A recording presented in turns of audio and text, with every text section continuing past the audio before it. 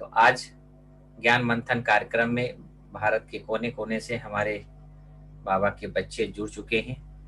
हम सर्वप्रथम आज इस ज्ञान मंथन कार्यक्रम में हम चलते हैं। सर्वप्रथम हम लेते हैं हमारे पद्मा बहन आसाम से। पद्मा बहन, ओम शांति। आप अपना वक्तव्य रखें। तो इस बार का मेरा टॉपिक मिला है सावधानी। तो सावधानी ऐसा चीज है जो हमें हर कार्य में इसकी जरूरत होती है ना। तो कहते हैं ना कि सावधानी हटी तो दुर्घटना घटी। मतलब अभी जैसे कि सपोज मैं बोल रही हूँ, ओके, आपके सामने मनन चिंतन का जो भी टॉपिक मुझे दिया गया है आपके सामने शेयर कर रही हूँ। और सपोज मुझे इस कार्य में अगर मेरी सावधानी नहीं रही तो फिर क्या होगा? हाँ, टॉपिक कुछ और दिया है, मेरे मुख से कुछ और ही निकलेगा। होगा ना ऐसा? जी हाँ। हर कार्य में, चाहे हम कोई भी कर्म करें, अगर उसमें सावधानी नहीं रही तो वो काम हमेशा ही बिगड़ता है ना। और सावधानी में क्या क्या चीजें आती है? सावधानी में दो चीजें आती है। एक तो है हमारा चेकिंग और दूसरा है अटेंशन। चेकिंग भी जरूरी है, इसीलिए बाबा तो कहते हैं ना कि दिन भर में जो भी कुछ आप करते हैं, दिन भर की दिनचर्या, रोज रात को चार्ट लिखना है। तो रोज रात को चार्ट लिखने से क्या होता है कि हम सावधान रहेंगे कि एटलीस्ट मेरे में कौन कौन सी वीकनेसेस है, कौन कौन सी स्ट्रेंथ्स है, और किन चीजों में मेरा इम्प्रूवमेंट हुआ है। जो भी है, मतलब प्लस एंड माइनस, उतार चढ़ाव, हमें सब पता चल जाता है।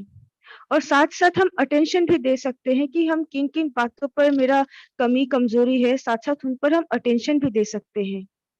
जैसे अभी सरकार ने भी कहा है ना, जैसे कोरोना वायरस का जो प्रकोप चल रहा है पूरे दुनिया में, तो सरकार क्या कहती है कि मास्क पहनना है, हाथ बार बार धोना है, और 2 गज की दूरी है जरूरी, है ना। तो ये सारी सावधानियां किस लिए है? कि कोरोना वायरस से हम अपना बचाव कर सके, इसीलिए ये सावधानी बरतने के लिए कहा है। तो फिर अ, और दुनिया में इसके अलावा और एक वायरस घूम रहा है, और कौन सा वायरस है? वो 5 विकारों का वायरस, है ना। ये भी तो एक वायरस ही है ना, जो दिखता नहीं है, लेकिन जब अटैक करता है तो युग कितने से चल बड़े रहा बड़े है, एक्सीडेंट्स होते हैं। द्वापर युग से चल रहा है ये। हाँ जी, द्वापर युग से ये वायरस चल रहा है। ये कोरोना वायरस तो अभी अभी आया है ना। तो कितना बड़े बड़े दुर्घटना घटी है। और बाबा ने आज मुरली में कितने स्ट्रिक्टली कहा है कि अगर तुमने किसी देहधारी से दिल लगाया तो आपका नसीब ही फूट जाएगा। ये कितना मतलब स्ट्रिक्ट वर्ड है बाबा के, है ना। दुनिया वाले क्या कहते हैं? जो गरीब है, जिनके पास कुछ खाने पीने का नहीं है, रहने का नहीं है, या कुछ उनको मतलब उनके सामने प्रॉब्लम है, तो वो लोग कहते हैं कि मेरा नसीब ही फूटा है। लेकिन बाबा के शब्दों में तो नसीब फूटने का कुछ दूसरा ही अर्थ है। बाबा ने तो आज कहा है कि जो देहधारी से दिल लगाया, यानी होता क्या है कि ना, जब दिल देहधारी से होता है तो फिर हमारा जो प्रीत है ना, वो बाबा से नहीं जुड़ता है। एक्चुअली ज्ञान मार्ग में चलने का हमारा एम क्या है? एम तो यही है कि ना, हमने जो भी पास्ट में विकर्म किए हैं उनको भस्म करना है। और वो भस्म कैसे होगा? याद से होगा। अब याद कैसे होगा? प्रेम से होगा, है ना। प्रेम होगा तो याद होगा, याद होगा तो विकर्म विनाश होगा, विकर्म विनाश होगा तो आत्मा पावन बनेगी, फिर हमारे सतयुग में एंट्री मिलेगी। अब जब प्यार ही हमारा देहधारी में जब बट रहा है तो फिर नसीब तो ऑटोमेटिकली फूटेगा ही ना। बाबा से तो याद योग लगेगा नहीं, देहधारी में योग लगेगा, तो फिर क्या होगा?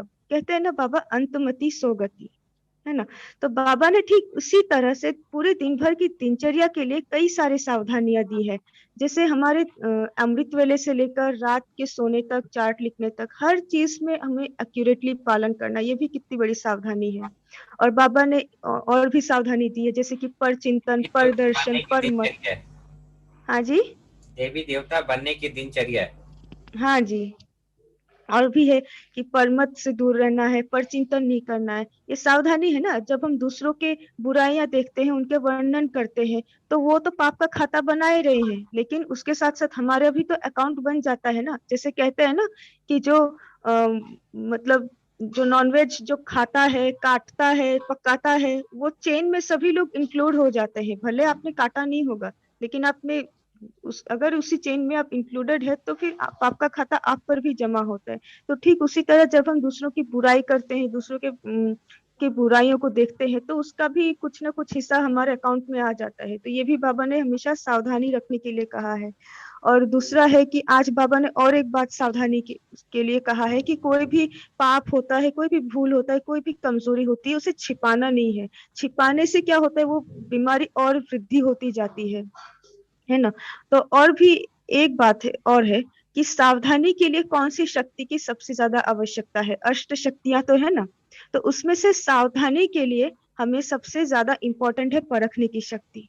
नहीं तो फिर ऐसे होगा, कल को कोई आपके सामने बीके का बैज लगा कर आएगा और आके लूटपाट के ले जाएगा।